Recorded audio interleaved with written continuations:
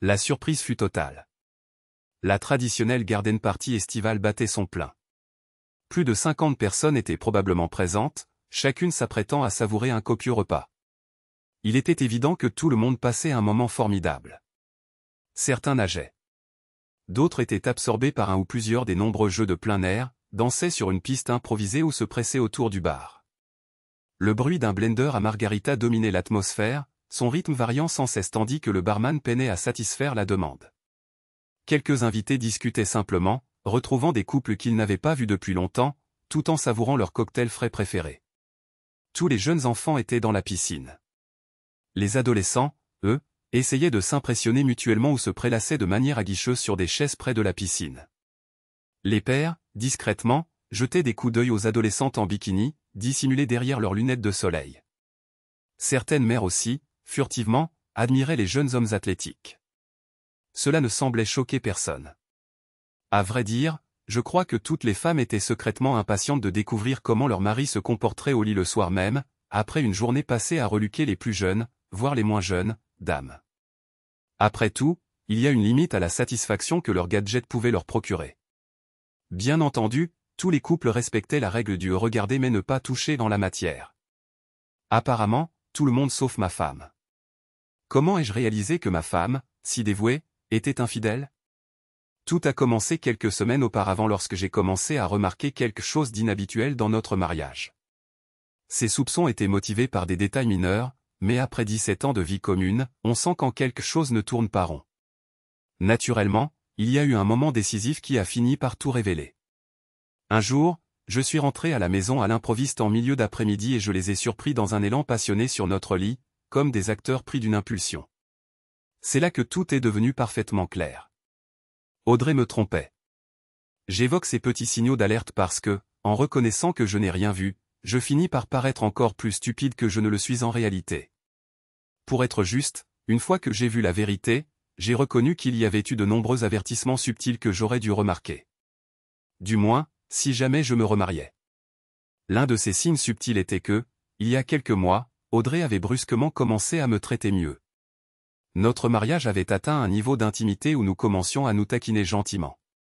Vous savez, à pointer du doigt, avec bienveillance, les petites imperfections de l'autre. Par exemple, j'avais l'habitude de laisser la lunette des toilettes relevée. Et chaque fois que je le faisais, elle se sentait obligée de le faire remarquer, même si cela impliquait de me réveiller ou de me poursuivre, depuis son côté, pendant que je tondais la pelouse. Je pensais qu'il était crucial de souligner que les poêles à frire qu'elle était censée nettoyer avaient encore des restes de nourriture collés à certains endroits. Même si je devais la réveiller pour le lui faire remarquer. Vous savez, juste ces charmants petits gestes que tous les couples mariés d'âge moyen partagent pour exprimer leur affection. Quoi qu'il en soit, il y a quelques mois, presque comme si quelqu'un avait appuyé sur un interrupteur, elle a brusquement cessé de me critiquer du tout. Logiquement, je pensais être devenu un partenaire ou un mari plus aimant et que c'était ce qui avait provoqué son changement de comportement. Avec le recul, je réalise à quel point c'était vraiment bizarre.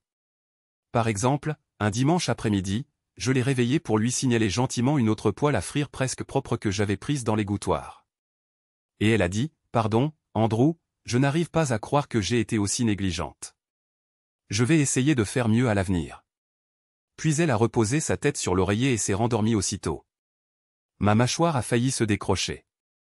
Mais ce que j'aurais vraiment dû remarquer, c'est qu'elle a commencé à m'encourager activement à passer des week-ends entiers à jouer au golf avec mes amis. Et pendant la semaine, à aller boire des verres avec mes collègues. Je veux dire, sérieusement, quel genre de femme encourage ça? Bref, après ça, il n'y avait plus moyen de le nier. Audrey a brusquement développé un désir insatiable d'intimité, la désirant plusieurs fois par semaine au lieu de notre brève rencontre habituelle du samedi soir. Non seulement cela, mais elle a également exprimé son intérêt pour l'exploration de formes d'intimité non conventionnelles, une idée que j'avais humblement proposée des années auparavant. À l'époque, sa réaction avait été de récupérer un couteau de boucher dans la cuisine et de le brandir de manière menaçante près de mes parties intimes. Elle n'avait pas prononcé un seul mot, mais son message était parfaitement clair. J'ai décidé qu'il valait mieux abandonner le sujet. Retour à aujourd'hui, et c'était elle qui ouvrait la voie. Et elle semblait sincèrement apprécier cela. Je me souviens avoir pensé, lors de notre première expérience différente, que cela aurait pu être un peu plus intense, mais c'était quand même une expérience nouvelle. Alors, je me suis contenté de suivre le mouvement sans trop réfléchir. En substance, je me sentais comme une sorte de divinité sexuelle, ou du moins une approximation proche de celle-ci. Soudain, j'avais l'impression d'être devenu un amant beaucoup plus doué, et Audrey s'était révélée étonnamment expressive. Elle s'était mise à hurler divers jurons. Autant que je puisse en juger, mes attributs physiques n'avaient subi aucune modification depuis le jour de notre mariage. Pourtant, son nouveau refrain favori était devenu « Oui, oui chérie, refais-le-moi encore ». Audrey s'était soudainement transformée en une femme particulièrement vocale pendant les moments intimes. Avant cette métamorphose, tout était différent. Je me souviens très bien d'une fois où j'avais cru l'entendre gémir doucement alors que j'approchais de l'orgasme. Mais elle avait ensuite dit « Je crois que j'ai envie de pommes de terre au four pour le déjeuner demain ». Après plus d'une décennie de mariage et l'éducation de 2 enfants, on prend ce qu'on peut avoir. Alors, j'avais continué. Il y avait eu une autre occasion où les choses étaient devenues torrides et passionnées. Chaque fois que nous étions ensemble, j'aimais toujours lui tenir la jambe droite, formant un V pour maximiser l'intensité. Juste au moment où je me donnais à fond, canalisant la rockstar qui sommeillait en moi dans un jean moulant, je l'avais soudainement entendu dire « Purée, mes jambes sont si pâles. Il faut vraiment que j'aille prendre le soleil. » Je pourrais raconter de nombreux autres exemples, mais vous voyez l'idée. Toutes mes excuses pour cette digression. Alors, qu'est-ce que j'ai fait exactement? Après avoir été témoin de cette scène glaciale juste sous mes yeux. Bien sûr, je suis peut-être un peu distrait, un peu lent à la détente, et avec quelques kilos en trop, mais je ne suis certainement pas un lâche. Ainsi, j'ai fait ce que tout mari qui se respecte ferait dans une telle situation. Je me suis effondré sur le sol et j'ai sangloté sans pouvoir m'arrêter. Je plaisante, ce n'est pas ce qui s'est passé. Au lieu de cela, j'ai réussi à articuler quelque chose de relativement rationnel compte tenu de l'état de choc dans lequel je me trouvais. Tu es sérieuse? Ta femme est ta meilleure amie? Tu as complètement perdu la tête? Rétrospectivement, peut-être que tomber par terre et fondre en larmes aurait suscité de la sympathie de la part d'Audrey. Mais non, ma remarque actuelle a semblé renforcer sa confiance. Je veux dire, quel genre de mari tombe sur quelqu'un en train de coucher avec sa femme et la première chose qui lui sort de la bouche est de rappeler que son partenaire se trouve être le mari de sa meilleure amie? Merci, capitaine Évidence. Plus sérieusement, j'aurais peut-être dû hurler « Je vais vous tuer, bande d'enfoirés » et me jeter sur eux deux. Ou me livrer à d'autres démonstrations typiques d'alpha mâle. Mais, encore une fois, pour ma défense, j'étais complètement abasourdi par ce que je venais de voir. Ni l'un ni l'autre n'a dit un mot ou n'a fait le moindre effort pour se couvrir. Pendant quelques instants, ils se sont contentés de me fixer d'un air vide. Peut-être qu'eux aussi essayaient de comprendre à quel point mon commentaire avait l'air absurde. Finalement, sans aucune trace de honte ou d'urgence, ils se sont tous deux levés tranquillement du lit et ont commencé à s'habiller en silence. Ils ne semblaient pas le moins du monde gênés par leur nudité. Audrey a été la première à parler. « Jake, mon chéri, je crois qu'il est temps que tu partes. Andrew et moi devons nous parler. » Tout ce qu'Andrew a répondu, c'est « d'accord ». Il a fini de s'habiller et est passé devant moi sans même reconnaître ma présence, se dirigeant vers la sortie de ma maison avec la désinvolture nonchalante de quelqu'un de complètement insouciant. J'ai eu envie de lâcher quelque chose de menaçant et d'intelligent lorsqu'il est passé, mais compte tenu de la façon dont ma dernière tentative s'était soldée, je me suis sagement abstenu. Audrey s'est adressée à moi d'une manière condescendante, comme si j'étais un enfant incompétent. « Je suis désolé que tu aies dû voir ça, mon amour. Ça n'a aucune importance. Il n'est qu'une distraction passagère. Cela ne change rien à la profondeur de mon amour pour toi. Ce sera passager, crois-moi. » Bla, bla, bla. Tout au long de son monologue, elle s'est habillée avec désinvolture, prolongeant presque délibérément le processus. Je ne savais pas si elle temporisait intentionnellement pour s'assurer que je remarquais les marques de morsures roses rougeâtres éparpillées sur sa poitrine ou si elle ne les avait tout simplement pas remarquées elle-même. Audrey a continué avec la même voix mesurée et apaisante en commençant à enlever les draps de ce qui avait été notre lit. Elle les a pliés soigneusement dans le panier à linge, se comportant comme si c'était juste une journée de lessive de routine. Après réflexion, en effet, c'était sa journée de lessive habituelle. Bizarrement, tout ce que je pouvais faire était de rester là, bouche bée, clignant des yeux sans cesse comme un feu de signalisation défectueux. Quand Audrey a fini de plier les draps souillés dans le panier, Elle l'a soulevé et est passée nonchalamment devant moi en direction de la buanderie. Viens, chérie, qu'on puisse aborder notre petit problème plus en détail. Et curieusement, je l'ai suivie, docile comme un chiot errant. Elle a ensuite énuméré toutes les raisons pratiques pour lesquelles un divorce pourrait nuire à toute la famille, et particulièrement à moi. Remarquablement, son ton était dépourvu de toute trace de menace ou d'exigence. Audrey se contentait d'exposer les répercussions pragmatiques d'un divorce d'une manière professionnelle. Elle a suggéré, sans jamais l'affirmer explicitement, qu'un minimum de sagesse de ma part pourrait éviter des complications inutiles. Audrey a commencé à charger les draps dans la machine à laver. Elle a mis ses capsules et ses liquides de lessive habituels, a ajusté les paramètres et a lancé le cycle. Voilà, c'est fait, a-t-elle déclaré. Elle s'est tournée vers moi et s'est frottée vivement les mains comme pour chasser la moindre poussière résiduelle. Tout est parfaitement en ordre maintenant. Je suis ravi que nous soyons sur la même longueur d'onde. Elle m'a offert une tape amicale sur l'épaule et est partie. Oh, il faut que j'aille chercher les enfants, a-t-elle fait en sortant. Je suis resté planté là comme une statue pendant 10 minutes, peut-être 1 heure. Je n'en avais aucune idée. On dit que quand quelqu'un est en état de choc, il revient à ce qu'il connaît. Il fonctionne comme un aspirateur robot exécutant sa routine programmée, se contentant de remplir des obligations habituelles.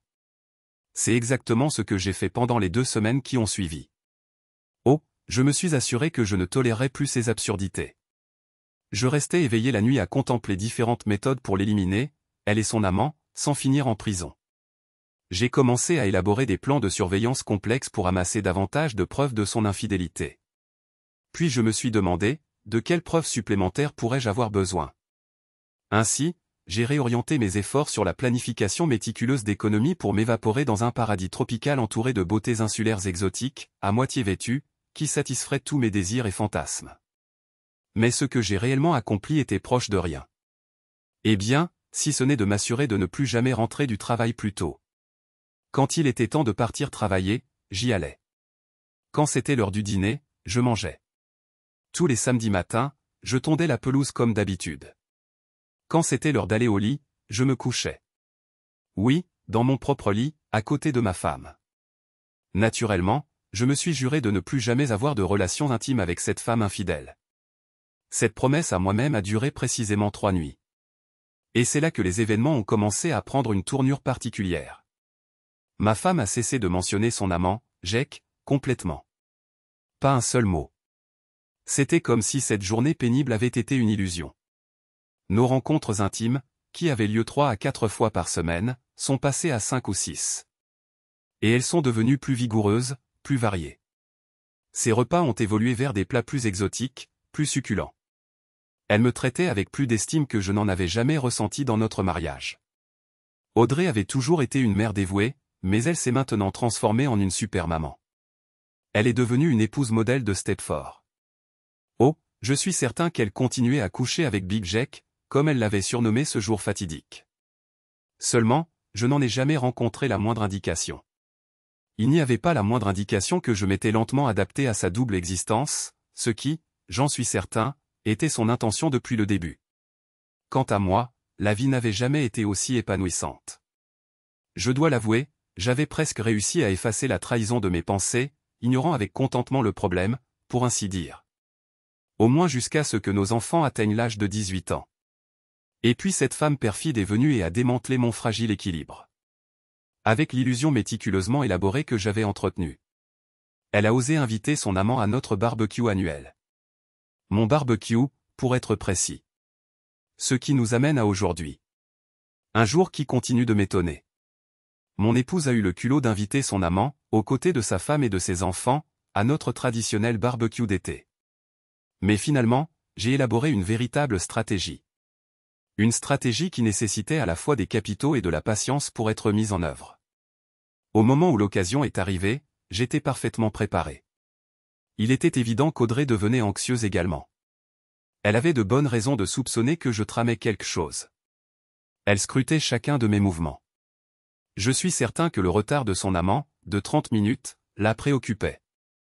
Finalement, la sonnette a retenti. J'ai foncé vers l'entrée, arrivant juste une fraction de seconde avant Audrey.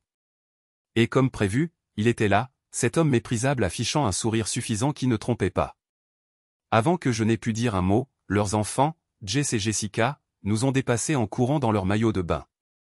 Ils ont déclaré leur intention de rejoindre nos enfants, Cathy et Caleb, dans la piscine, ont fait un signe de la main joyeusement à Audrey et à moi, et sont partis en courant.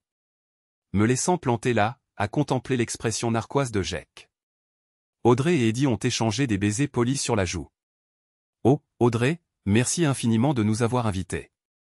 Nous adorons absolument vos réunions, a-t-il déclaré. Pendant un bref instant, je me suis demandé pourquoi cet imbécile avait ressenti le besoin de trahir ses vœux alors qu'il était marié à une femme aussi magnifique.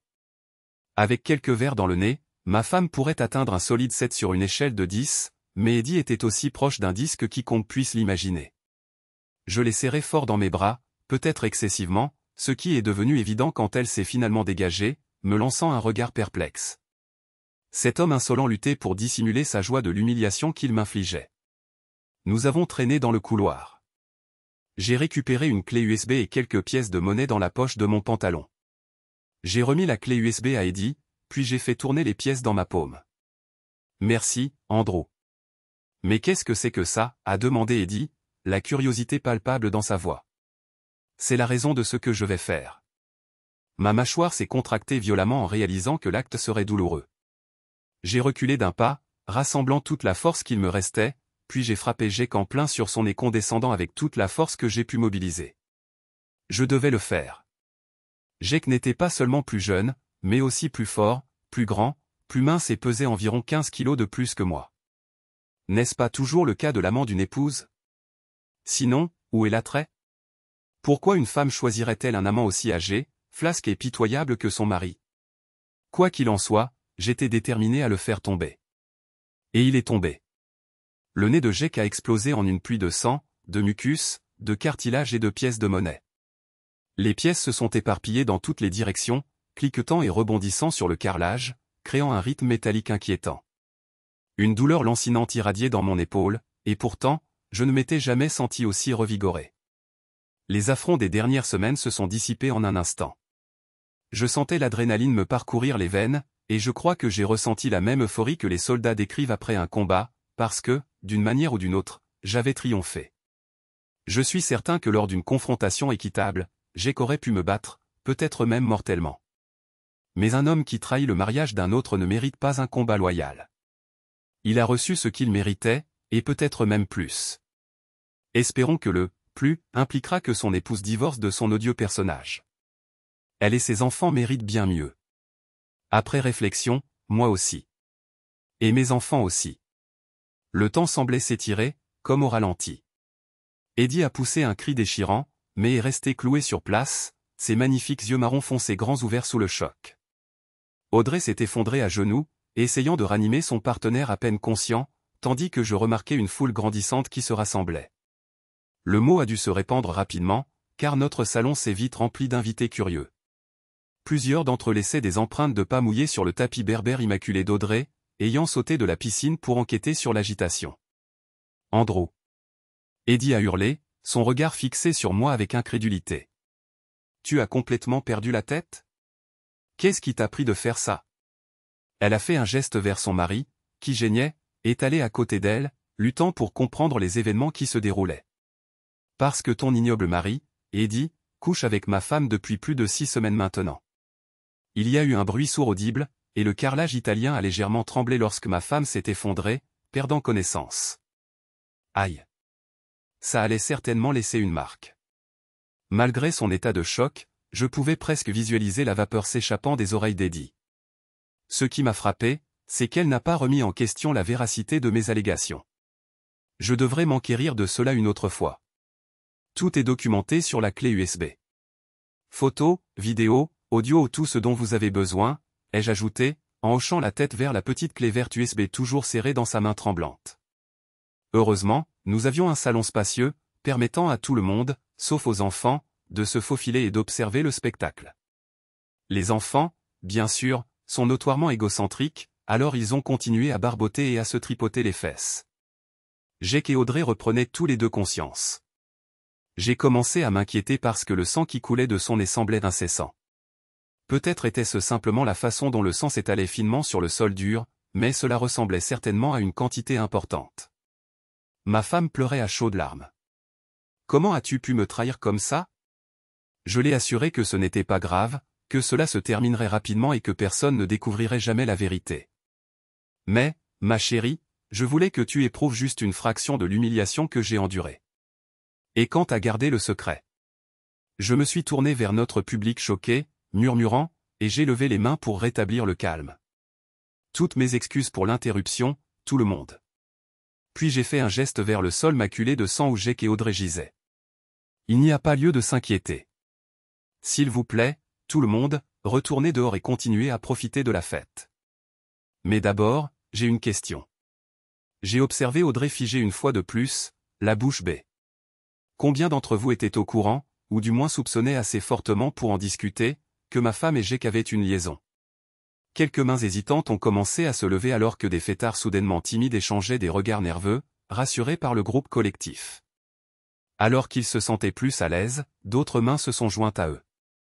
Je vois. Il semble que plus de la moitié d'entre vous étaient au courant de cette information sous une forme ou une autre. Merci pour votre honnêteté. Maintenant, retournons aux festivités. C'est notre dernière fête, et j'espère vraiment que vous en profiterez tous pleinement. La nourriture sera prête sous peu. C'est à ce moment précis qu'Eddie asséna à Audrey un coup de poing au nez avec une force presque équivalente à celle de mon propre coup à Jake. Les spectateurs ont collectivement grimacé et poussé un soupir de surprise lorsqu'Audrey s'est à nouveau effondrée au sol, bien que cette fois, elle se soit retrouvée assise plutôt qu'à plat dos. La tête renversée, Audrey serrait son nez entre ses mains, s'efforçant désespérément d'endiguer le flot de sang tout en gémissant et en pleurnichant, hébétée d'incrédulité. Eddie se pencha pour aider son mari peu recommandable à se relever, sa voix tendue d'une fureur à peine contenue et une intensité qui était véritablement déstabilisante. Écoute bien, Jake. Relève-toi et va aux urgences. Après ça, je me fiche d'où tu vas, tant que ce n'est pas à la maison. Les enfants et moi restons ici pour profiter de la fin de la fête. Et une fois que mon ancienne meilleure amie là-bas aura fini de sangloter et de saigner, elle et moi aurons une conversation bien nécessaire. Mais j'ai besoin d'un médecin. Tu m'as cassé le nez. C'est-elle plein. Personne n'en a cure, Audrey, aussi imposant soit ton nez, je viens probablement d'améliorer son apparence sur ton visage potelé. Maintenant, suis-moi. Nous allons avoir une discussion privée. Elle saisit ma femme par les cheveux et la traîna littéralement, à la manière d'un Néandertal, à travers le sol vers l'arrière de la maison. Audrey hurlait, pleurait et se tordait dans tous les sens pendant tout le trajet. Je suis certain qu'il a fallu à Eddie une force considérable pour y parvenir, mais en vérité, le sol était glissant à cause du sang et des débris divers. J'ai même esquissé un léger sourire en remarquant quelques pièces de monnaie collées au visage d'Audrey lorsqu'elle a été traînée devant moi. Oui, je sais. Je suis une personne méprisable. D'accord, peut-être que le dernier commentaire d'Eddie sur le visage d'Audrey n'était pas tout à fait juste. Le nez de ma femme était un peu proéminent, mais son visage n'était pas lourd. J'aimais sincèrement son nez. Il me rappelait le trait distinctif de Jennifer Grey avant sa chirurgie. J'ai toujours eu un faible pour elle. Néanmoins, je soupçonnais qu'après le coup qu'elle venait de recevoir, les préférences d'Audrey dans tous les domaines pourraient être irrémédiablement modifiées. Dommage, vraiment. Bien malheureux. Mais c'est son problème maintenant. Et à en juger par l'expression sur le visage d'Eddie, Audrey pourrait encore souffrir avant que la soirée ne se termine. J'avais toujours apprécié Eddie, mais à cet instant, mon respect pourrait la grimper en flèche. Contrairement à moi, face à un scénario stupéfiant, elle a géré la situation avec le calme d'une véritable autorité. Ses mouvements rapides et décisifs et ses déclarations audacieuses ont manifestement impressionné tout le monde. Ainsi, la foule a commencé à regagner le jardin. J'ai même entendu la vieille Madame Johnson dire à son mari en le guidant vers l'extérieur, « Je t'avais dit que ce serait une fête splendide, Jacques. Allons chercher des margaritas. » J'étais partagé. Honnêtement, j'étais un peu inquiet pour la sécurité d'Audrey sous la garde d'Eddie. Mais quelqu'un devait surveiller le barbecue. Les gens commençaient à avoir faim. J'ai décidé que le barbecue devait être ma priorité absolue. De temps en temps, je jetais des coups d'œil à la maison, mais comme je n'entendais pas de meubles qui tombaient, de verres brisés ou de cris d'agonie, j'ai continué à assurer mon rôle de spécialiste du barbecue. Je ne veux pas me vanter, mais les gens me disent invariablement que je fais les meilleurs burgers de la ville. L'astuce consiste à utiliser du vrai bois ou du charbon de bois, jamais de gaz. Le gaz est pour les couples à double revenu sans enfants. Parce que si vous cuisinez au gaz, aucun enfant digne de ce nom ne mangera vraiment ce que vous préparez. Quoi qu'il en soit, l'un de mes ingrédients secrets était de l'herbe. D'accord, je plaisante à ce sujet. En réalité, il s'agit d'un mélange unique de plusieurs épices, de 3 types de fromage râpé et de sauce Worcestershire. La viande, bien sûr, doit être fraîche, pas congelée, provenant du haut de la surlonge et hachée en galettes pesant entre 80 et 100 grammes. Habituellement, tous les hommes s'approchaient de moi quand je m'occupais du barbecue. Ils essayaient toujours de me faire révéler la recette de mes ingrédients spéciaux, ce que je ne faisais jamais, car ce ne seraient plus des ingrédients secrets, n'est-ce pas? Mais aujourd'hui, pas un seul homme ne s'est approché de moi. Pas un seul. Même pas juste pour discuter. Cela m'a fait réfléchir. Pourquoi cela est-il arrivé? Enfin, peu importe. Cela n'a plus d'importance maintenant que j'ai déjà effectué des tests ADN sur mes enfants, alors qu'est-ce que cela peut bien faire? La plupart de leurs femmes, cependant, se sont approchées de moi à un moment donné et m'ont offert leurs condoléances concernant ma situation. Elles se sont renseignées pour savoir s'il y avait quoi que ce soit qu'elles pouvaient faire pour m'aider, faisant preuve du genre d'inquiétude que les mères manifestent généralement. Je suppose que c'est génétiquement ancré. 2 d'entre elles m'ont même fourni leur numéro de téléphone portable, juste au cas où. À un moment donné, Eddie s'est avancée directement vers moi, tenant Jess et Jessica par la main. Honnêtement, je suis devenu un peu nerveux. Après tout, elle avait bien placé ce crochet du droit sur Audrey, et même si je n'étais que le messager, j'avais quand même ruiné sa vie. Alors oui, j'ai fait quelques pas de recul par précaution, mais il n'y avait pas lieu de s'inquiéter. Elle m'a embrassé et m'a fait une accolade chaleureuse. Si je n'étais pas un homme, j'aurais pu penser qu'une accolade n'était pas tout à fait appropriée pour un barbecue.